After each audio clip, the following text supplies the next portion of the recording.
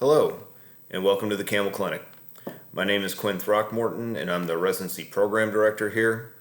With all the uncertainty surrounding the COVID-19 epidemic and the migration of most residency application materials to an online format, we are doing the same here. This is a talk that I have traditionally given the night before interviews that are done in an in-person format. It's an overview of the history of the Campbell Clinic, talks a lot about the mechanics of our program and how we're constructed, and then a little bit about life in Memphis. So we hope that this will be informative to you in your investigation of residencies, and will also provide some information that you may find helpful if you interview at our institution. Starting off with our history, we are of course named for Willis Campbell, who came to town and founded the clinic that bears his name in 1910. He was a pediatrician of all things by training, and back then you could learn everything there was to know about orthopedics in 6 months. And so he went off and did a traveling fellowship, as it were. He visited Vienna and another number of orthopedic centers around the world, and then came back to practice orthopedic surgery here in Memphis. Dr. Campbell formed a link with the University of Tennessee Medical School. I know there may be a number of folks watching this video who are from Texas or other places where UT may have a different connotation than what it does here, but for the purposes of this talk, and when you're in this neck of the woods, whenever we say UT, we generally mean the University of Tennessee. And Dr. Campbell was its first professor of orthopedic surgery, and then was also the chairman of the department until his death in 1941. Dr. Campbell was also a founding member of the American Academy of Orthopedic Surgeons and was its first elected president. Since then, we've been very fortunate to have a strong history and tradition of leadership in this group. A number of presidents of the American Academy of Orthopedic Surgeons have come from here, most recently Dr. Azar in 2014 and 2015. The American Orthopedic Association is also an organization that we have been very strong in with 4 previous presidents, and the ABOS Board of Directors. So most recently, Dr. Beatty was the director of the board back in 2003 and 2004. Dr. Azar is currently in charge of the written boards, and he's in charge of the oral boards, and that is something that is extremely important for you when it comes to things like taking the oral boards. It's a pretty nice feeling to show up for your oral boards and be able to shake hands with somebody who has trained you and has been invested in you and has helped you along the way, and it really makes a very stressful environment a lot easier if you have a friendly face standing there in Chicago to talk to you on the day that you're taking your oral boards. We also had a number of society presidents, including most every subspecialty society. So certainly a strong tradition of leadership within our group that is permeated from the national level also down to the society level. Within the University of Tennessee, every chairman of the department has been a Campbell Clinic surgeon. Currently that post is held by Dr. Beatty. And what we previously had until 1990 was a fairly informal relationship where our group members were staff physicians for the university, but there was really no formal relationship. But that was done by contract in 1990. And so the official name for our department is the University of Tennessee Campbell Clinic Department of Orthopedic Surgery and Biomechanical Engineering, if you really want to take it out further. So it's a pretty long name, but in the end, what it reflects is the link between the University of Tennessee, or the academic side, and then the Campbell Clinic, which is more of a private practice side. And I think that's an important concept to understand, because we work in a decentralized system. Everywhere that I trained was big center academia, meaning it was a big umbrella organization, typically one large building or set of buildings or a large campus, and you just went to work at that place. We're a little bit different here, meaning that the Campbell Clinic is a private practice. We have more than 50 providers, and we are the clinical arm of the orthopedics department for the University of Tennessee, but the University of Tennessee is the academic arm, and the residency is administered through the University of Tennessee. Where the link is actually formalized is that the chairman of the department must be a Campbell Clinic physician. So this is how our current leadership is structured. It can be a little bit Byzantine. The department chairman is Dr. Beatty, and he is an interface between the group and the university for the most part, and is also very important in the residency. Dr. Azar is the chief of staff, meaning he's the head of the private practice. I am the residency program director, and then Dr. Derek Kelly is the associate residency program director. All of whom are people that you will meet should you interview at our institution. Just to make it a little bit more complicated or a little bit more confusing, the Campbell Foundation was formed in 1947, where the partners decided, hey, we need to separate our business of the Campbell Clinic from the service and the education and the research side of our practice, which should be done by a foundation. So the partners donated clinic property to form this nonprofit foundation. And it's, again, dedicated to supporting the philanthropic research and orthopedic education aspects of the Campbell Clinic. And there's a fairly robust infrastructure within this foundation. We have 3 medical editors. They are very busy right now putting the finishing touches on the newest edition of our textbook, which you may well know. But they are also very important for manuscript editing for all of our research papers. And so this is very important for you as a resident, meaning that you are not necessarily having to fill out a bibliography. You are not having to do all the tedious work when it comes to submitting a manuscript for your research project. Rather, we actually have an editorial staff that handles that. We have a graphic artist who can help with illustrations, a librarian who helps with literature searches. We have, of course, a fellowship coordinator and a residency coordinator. Renee Poe, who you are all doubtless interfacing with, is our residency coordinator and does a great job keeping our train on the tracks. We have a development officer and a director, and those folks really do fundraising. Jennifer Strain currently holds that post and is very important for getting things like funding when it comes to go to meetings and such like that when you are a resident. We have a total of 6 research nurses within our structure. 3 of them are employed by the Campbell Foundation. These are really the hub of our research machine, and I'll go into that research aspect of it here in a little bit. But suffice to say that they're absolutely central and essential to all of our research efforts. We currently have 2 research fellows. They do things like consenting and come to the clinic to help do data collection and other things to help the research machine work as well. This is always a very humbling slide for me to see the past residency program directors here, starting with Dr. Campbell and then most recently Dr. Richardson. And it's really just, as I said, very humbling to sit in the chair of these terrific physicians and doctors who have come before all of us. And I think also just really underscores the history of this institution, this residency. So transitioning a little bit more to some of the fun stuff when it comes to the residency, what are the collegiate sports and other activities that we may cover? So, of course, the Division I team in town is the University of Memphis Tigers. And then Rhodes is a Division III school, and Christian Brothers is another collegiate school that we cover. There are a number of professional sports in town. The major league sports franchise, as it were, is the Memphis Grizzlies, and we do provide coverage for that. The Memphis Redbirds are the AAA affiliate for the St. Louis Cardinals.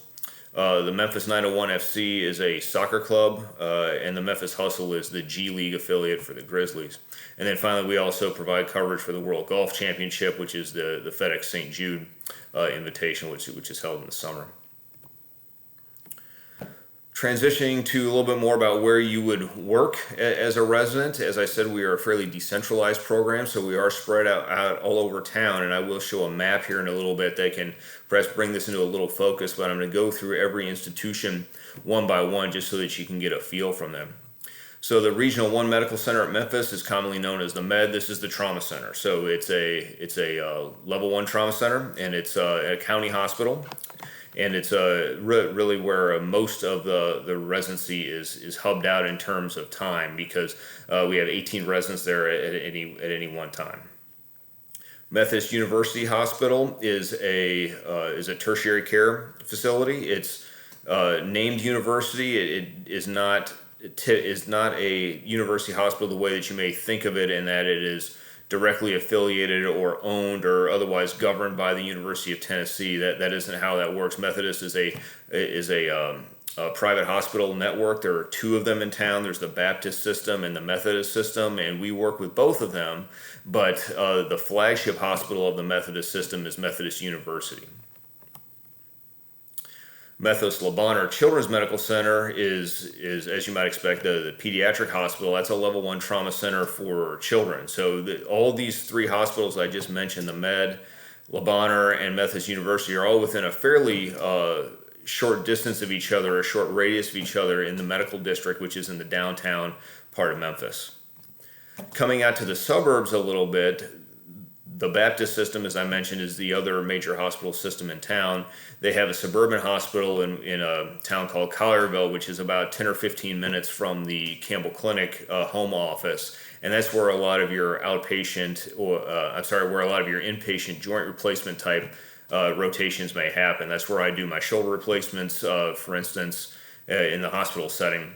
And it is really basically an orthopedic hospital. At any one day, you'll find several joint replacements being done by our surgeons there.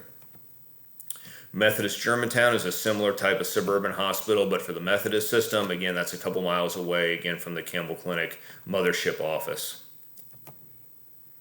We own 2 surgery centers. There's the Campbell Clinic Surgery Center in Germantown. This is it was a 4-room, 4 OR structure. We have since migrated that to the top of our new building, which I'll show in a little bit, and we are at this moment still figuring out what to do with this building. We still own it, and it is still part of the 16 total ORs that we have under our system. Going downtown, or in what we call Midtown, part of Memphis, is the Midtown Surgery Center, and this is also owned by our group. And this is in proximity, very close to Methodist University Medical Center. So a lot of our physicians that do their inpatient work at Methodist University will do a lot of their outpatient work at Midtown Surgery Center. And that is also a 4 OR surgery center. So this is what our campus in Germantown used to look like. So the building that you can see from the drone footage with the white ceiling there, that is the original Campbell Clinic building that we built when we moved out to Germantown, or in the suburbs, in the early 90s.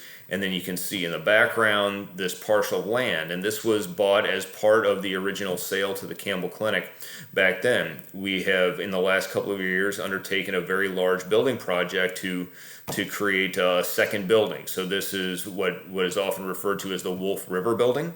It is it's a very large office building, and I'll go through a lot of the things that it encompasses, but it's about 120,000 square feet. So just on the Germantown campus alone, we have about 150,000 square feet of space. The first floor of the Wolf River Building encompasses athletic performance, which is a lot of those slides that you see on the right-hand side of the screen. It also has physical therapy. The second floor is currently being shelled for purposes to be used at a later date.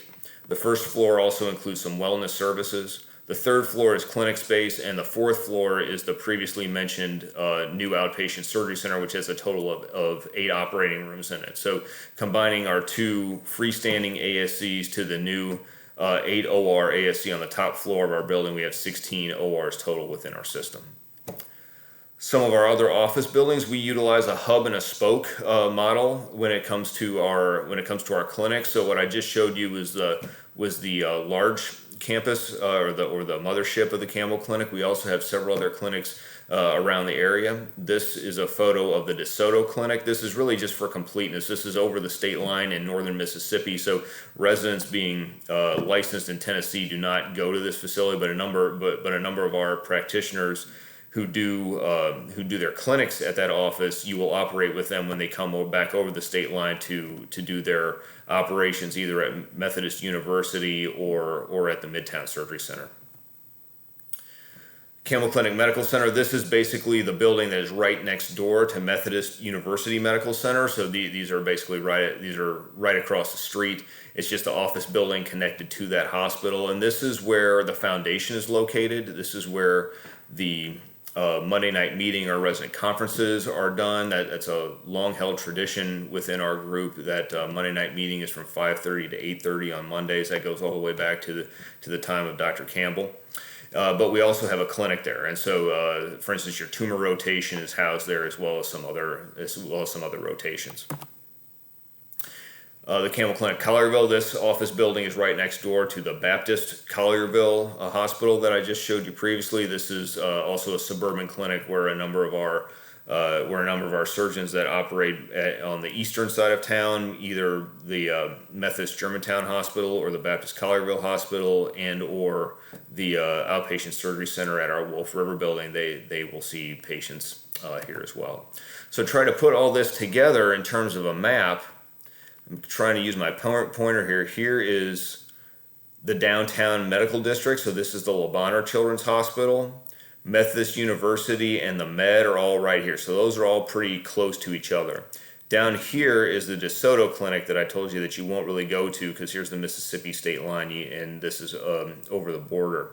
And then as you come out here to the eastern side of town, this is Germantown. This is where the main Campbell Clinic campus is located with our new ASC, as well as the two buildings, the Wolf River building and the Germantown Road building. And then you come out a little bit further east here is the Collierville area where we have both the office and operate at the Baptist Collierville Hospital. So I hope that helps bring together a little bit of the geography of our area and also how we're spread out throughout this area in terms of providing care. A little bit about the rotation schedule. So the PGY1 schedule here, half of this is orthopedics. So you do some joint replacement, you do a hospitalist rotation, you spend some time on the peds service as well as adult trauma. And then the rest of your 6 months in your PGY 1 year are spent filling out the rotations with vascular surgery and general surgery and ER and the rest of it. For your PGY years 2 through 5, I would encourage you to draw a line right here between your PGY 3 and 4 years. So that is your transition from junior residency to senior residency.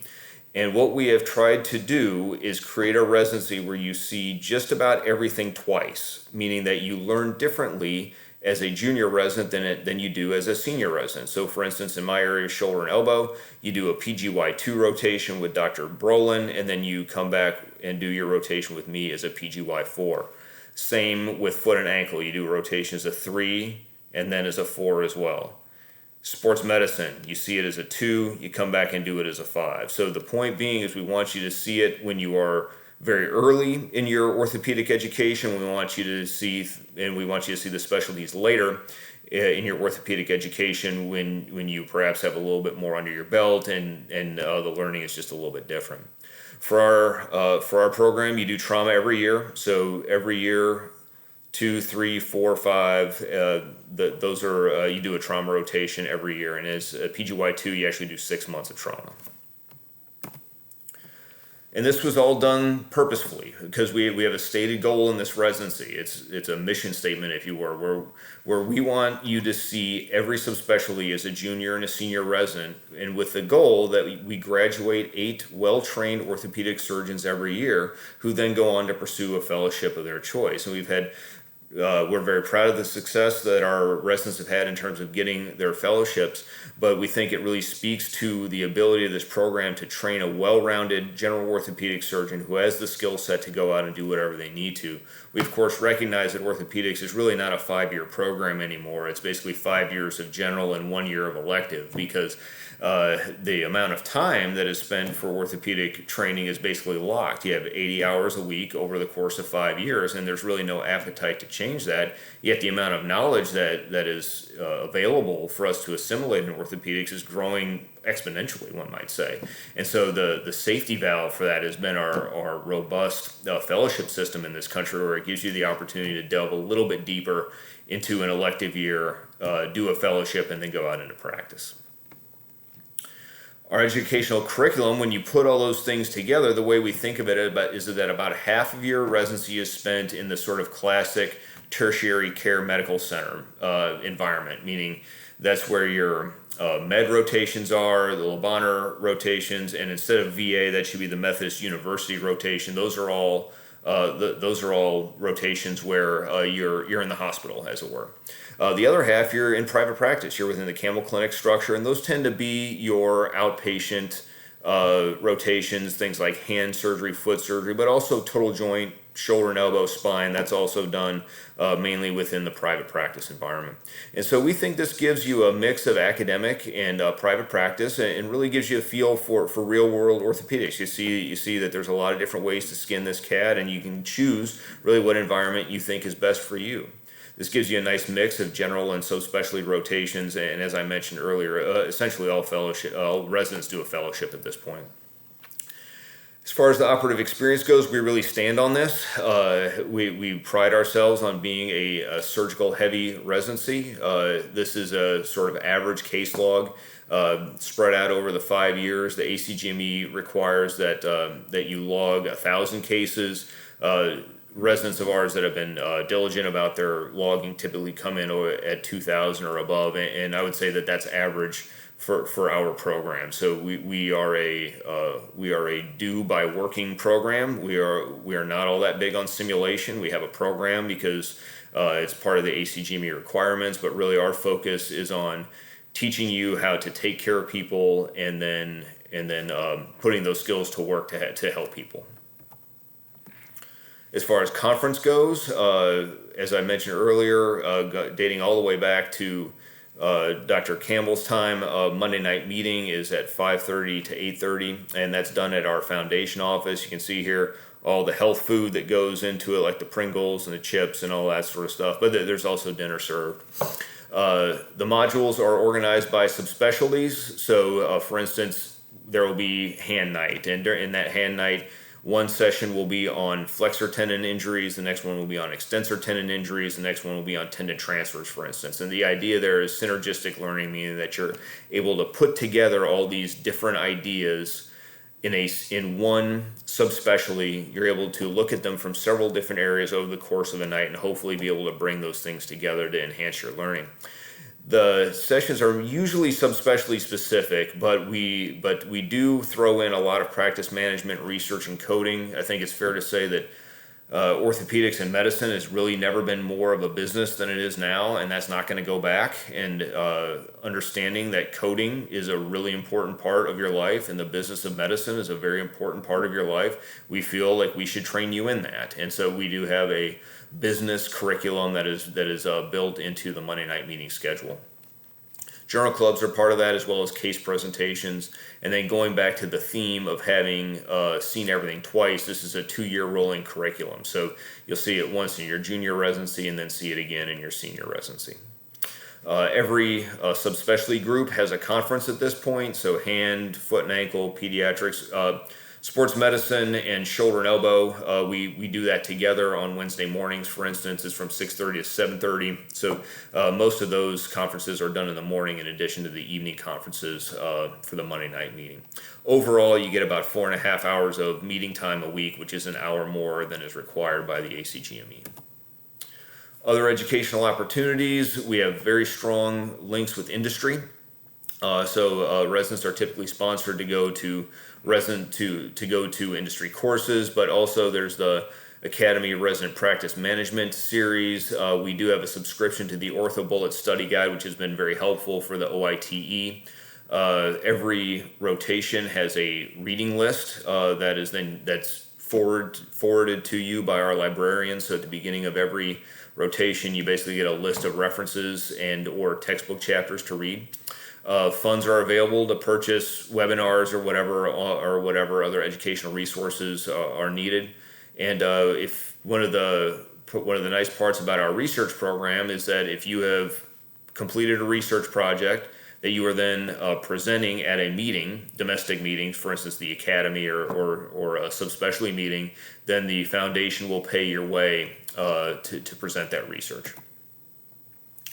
Other areas of resident support, the Academy Board Review course is typically in Chicago. Sometimes there are conflicts with that, and there are 2 other board review courses that our residents can go to. But either way, our PGY5s go to a board review course, as well as either an AO course or the OTA course. The other meetings I mentioned, like the Academy and the MAOA, etc., that's primarily if you're presenting research. And overall, residents get about $10,000 of support each. That includes books and other learning materials. Every year, I give a State of the Residency talk. It's just part of Monday night meeting, basically a where are we and how are we doing and what are the things we need to try to work on or what are the issues that we're facing. So no better example of that than the COVID epidemic, and so we'll talk this July about what are the things we're trying to do to work around that. By university decree, every resident must meet with the program director every 6 months, and that's either myself or Dr. Kelly is the associate program director. So every 6 months we sit down and we talk about these sort of things. So it's a little bit different than what you do every day to get ready to go to work and take care of patients and do surgery. We're talking about the other parts of life, meaning your case numbers, is your case log up to date? What do your test scores look like? your conference attendance. There's a certain percentage that we ask of you to attend. Frankly, every attendance, every conference is mandatory to attend if you're not on call. What are your staff evaluations like? The reading list, research. I'll go through our research program here in a little bit, but every resident is asked to complete one publishable research project, and that is something we follow along really from the day that you enter the residency. We talk about your future plans, usually your fellowship, your fellowship search or your choice. Talk a little bit about your family life. Are you getting enough time to take care of yourself and your family? Accountability is big for us in terms of having a good administrative skill set. So I'm sorry to say that paperwork is a part of our life. I think any of us that are out in practice, we realize that our paperwork burden has gone up and probably isn't going to go down. And it's just an important professional skill to have, to learn to keep a clean inbox, meaning log your cases, keep your duty hours up to date. All those are things that you're asked to do as a resident, including signing your notes and whatnot.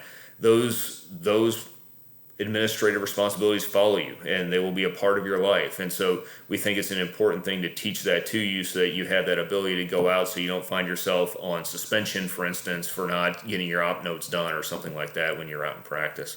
And then we usually wrap that up with some recommendations that either Dr. Kelly or I will have for you moving forward. As far as duty hours go, we are in compliance. All of your call is home call except for the med. So that is in-house call, and that's one rotation every year, as I said. As a PGY 5, when you are not at the med, then all of your call is backup call, meaning you only come in to operate. Overall, depending on the rotation or PGY year, it fluctuates between 1 and 4 to 1 and 8. And as I said, other than the med rotations, it's home call. All the hospitals are internet accessible with PACS and computerized order entry. So for non-displaced fractures and things like that, when you get a call from the ER, it's easy to look at and give some direction to the ER staff if it's a consult that can be handled over the phone once you are comfortable enough to do that. And then for other consults where you come in, what's pretty nice about being in a private practice environment is the collegial aspect of how we do business. So there is very little of the rivalries and the petty petty jealousies that can sometimes happen in large medical centers. What we have is a very nice relationship with all of our consultants, and so we really try to breed a professionalism and a very collegial atmosphere when we're working in the hospitals and when we're in our clinics as well. Switching to research, it's always such a draconian term to use the term required, but yes, research is part of our program, and we do ask for one publishable project by the end of your residency. There is one research rotation, which is done as a PGY 3. All research here is staff directed and staff driven, so it's not as if you're ever out on an island without any guidance. It is monitored by a foundation research committee that I chair. But for the most part, the research projects are pushed along and mentored by your staff. Going back to our infrastructure that we have for this program, again, we have 6 research nurses, and they are absolutely essential for a lot of the background work, which includes IRB approval and study tracking. The Campbell Clinic staff, as I said, are there for mentorship, study design, and for help in analyzing data. The Campbell Foundation staff, as I referenced earlier, they're really just money for us when it comes to manuscript editing and preparation. And then the University of Tennessee and the University of Memphis actually have a joint biomechanics department that is chaired by Dr. Bill Mahalko, who's one of our staff members, and he is a world famous hip and knee and biomechanics specialist. So those of you that have an interest or background in engineering, Dr. Mahalko has a huge lab with a number of projects that are always available for residents to jump onto. But what we've tried to do with this program is to really cone down the effort part of research to the valuable learning aspects of it that are helpful for you. So when I was a resident, I had to write the IRB myself, fight the IRB myself, take a year waiting for that to get done, go find the charts in the bottom of the hospital. It was really just a very inefficient process. And then when it came time to write the manuscript, I had to do it myself and look for the instructions for authors and all that sort of thing. And I really back then swore that if I ever had the opportunity to have a research program that I would try to make it more efficient. And this reflects our attempt to do that, meaning that the research nurses handle the IRB and a lot of the administrative aspects of the program. You as the resident are involved with, jointly with the Campbell Clinic staff, formulating the study plan and the study design, then getting the data together, analyzing the data, trying to draw some meaningful conclusions from what those numbers are saying, and then learn how to write in a medical fashion, meaning put together a well-written abstract and ultimately a paper that can be published. Here are some of our stats. This is from 2019. We've been averaging about 100 peer-reviewed publications a year. In 2019, we were at 93. We had 63 podium presentations and 34 posters. So I would argue that this is fairly high-level production, especially from a private practice type residency or so-called private-demic residency. When it comes to accreditation, as most of you are aware, this is done in a rolling fashion by the ACGME. So you basically do a yearly report, and then it comes back to you as you're either good or you're not, and we continue to be accredited. We do a oral board prep in the spring for the PGY 4s and 5s, and this has been very successful. It's been modeled on the oral board format, which is a little bit different than any other test you take. I mean, most of us, we're used to kind of sitting down in a room or at a computer now and just taking a test. The oral board is a very different format. It's 2 examiners to 1 examinee, and it's a bit of a curveball that's thrown at you. So what we try to do is get you together once a year as a senior resident, both in your 4-year and your 5-year, and we try to mimic that format. And this has been very well received by our residents that have gone on and felt like they were much more comfortable and better prepared for the oral boards than they would have been otherwise.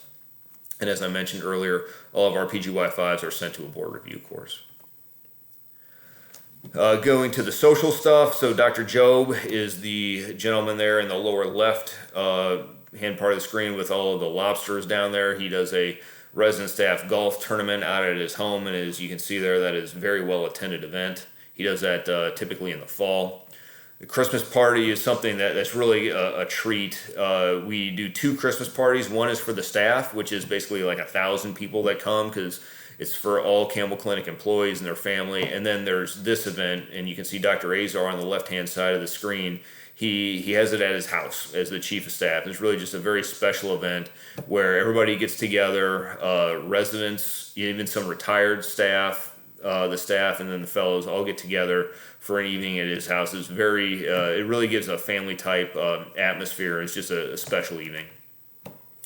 Footprints in Motion is our fundraiser. So I mentioned earlier that our foundation is what administers the residency and is involved with funding our research and educational program.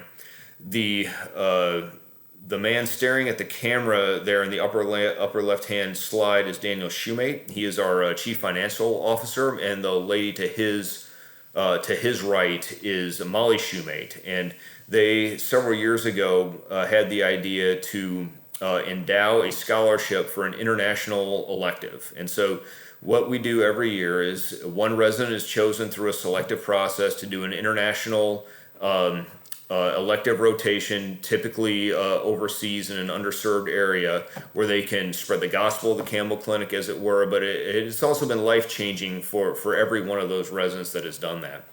In order to fund that rotation, we have and that scholarship, we have a fundraiser every year, and there's a different theme every year. The pictures that you're being shown here from a couple of years ago, where it was a 1920s flapper type theme, but we also had a bourbon theme a couple of years ago and had the master distillers from Buffalo Trace and I believe also Wild Turkey came down. And really just if you're into bourbon, it was just a fabulous evening to get to meet those guys. A little bit about our reach.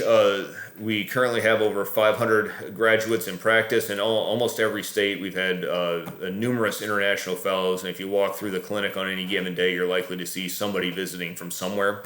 The reason I like this map is each of these dots is a point where there's a Campbell Clinic graduate. So if you are interviewing in Pocatello, Idaho for a job, then there's a good chance that there's a Campbell Clinic graduate there who is predisposed to like you, predisposed to think that you had a good residency and will do a good job if you were to join that group. As you can see here, we are primarily regional as our most residencies. We populated the Southeast with our graduates, but we also have a pretty good stretch up into the West and the far West, as well as even the Northeast. After residency, there's a fair amount of support that's still available. As I mentioned, we're big on the business side of orthopedics. We do a lot of that as a private practice. We spend a lot of time thinking about business, and so you get a lot of osmotic information and a lot of osmotic learning about that. But there's also assistance with job placement, of course, with fellowship placement, support from the Campbell Clinic administration for things like contract review, and then case advice. And this is perhaps the most valuable to you in the first couple of years as you get into practice, because there's just that very difficult learning curve that happens after you get out of fellowship.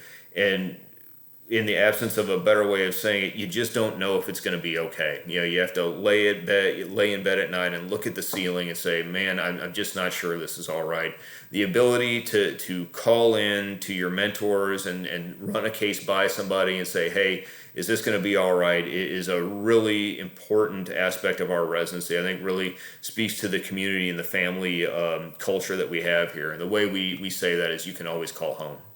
And I would say that a month doesn't go by when I don't get at least one case that's either called in from one of our residents or fellows. And that's really just a labor of love for us. I mean, it's really an opportunity to pay it forward and to help those that have come through our program.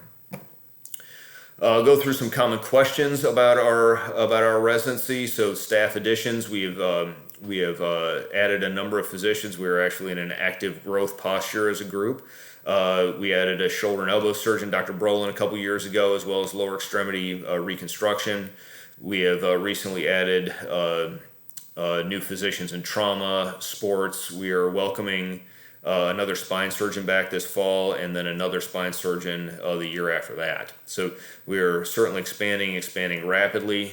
The one question that always comes up, are there any big changes? And I really think it would take a ground-changing event, I guess more than COVID, for us to change. I mean, we're going to get through this, and we're going to come out on the other end better of it, just like a lot of institutions are. But I think that speaks to our strength, both as an institution and as a group, where we continued to grow and continued with our strategic plan, even in the face of this epidemic, and our residency is stronger than ever. So I don't.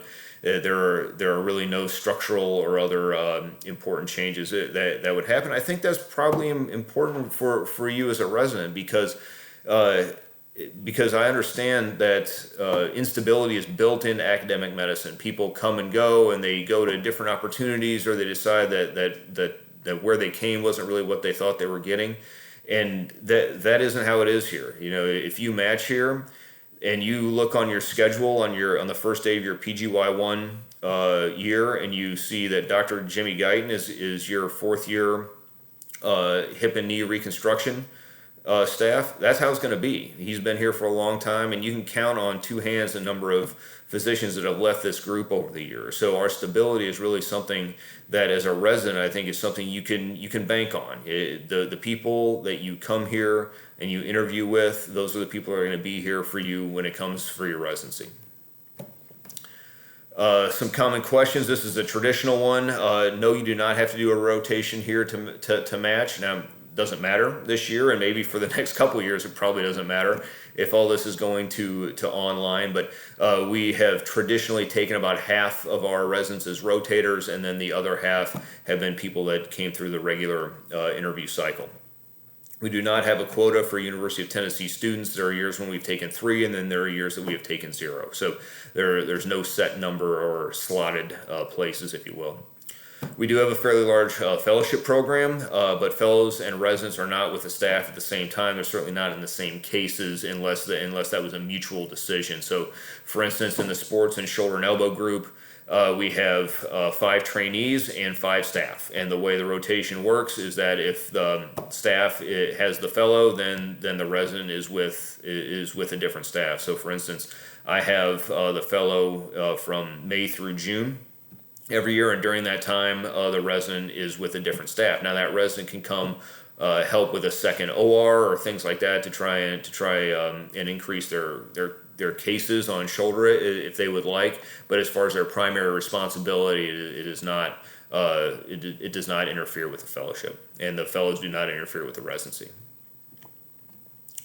This is also probably a bit of an anachronism at this point. We had traditionally said that you're welcome to come visit us at the Campbell Clinic prior to your rank list. I don't think that's going to be an option for the next year or two, but we certainly hope you'll take advantage of any virtual opportunities that there may be, and certainly we will be available for questions if after seeing all these online materials, if there are any questions that may come up, we're certainly happy to field them.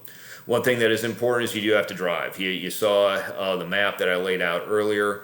There's really no two ways around this. I mean, if you're somebody who's only ever taken public transportation or you don't have a driver's license, that's going to be a problem. So one of the foundational issues with our residency, or the foundational pieces of our residency, is that we do have a hub and spoke model. We are spread out over town, so a car is essential. What are we looking for? So there's 2 parts to this. So we do a screen, and everybody that's invited to interview has met a screen. So grades and scores and the typical on-paper metrics are things that we look at when we're offering the interview.